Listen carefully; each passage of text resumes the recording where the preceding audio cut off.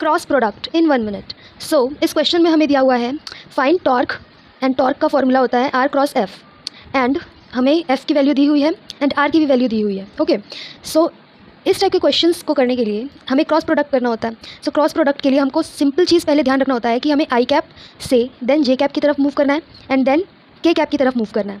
Okay, so then हम इसमें 3 brackets बनाएंगे for I cap plus next for J cap plus next bracket for के cap, and then हमें आई cap लिखना है, जे cap and then K cap.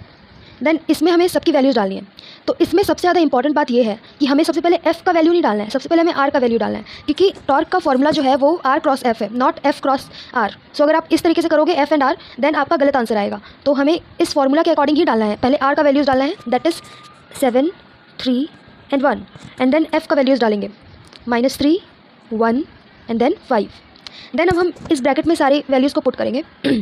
तो सबसे पहले अगर हमें आई कैप का वैल्यूज़ डालना है तो हमें आई को हाइड करना है, एंड देन आई के बाद हम मूव करेंगे जे की तरफ। सो जे कैप में मूव करके हम इन दोनों को क्रॉस करेंगे। सबसे पहले 3 × 5 is 15, then -1।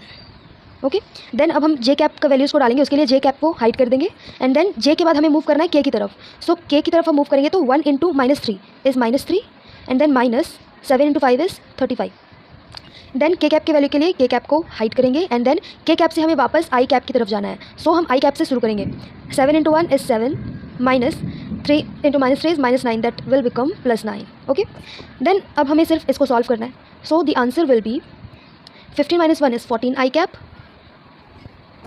-3 - 35 is -38 plus, so it will become -38 J cap plus 16 K cap. So this is the answer. Thank you.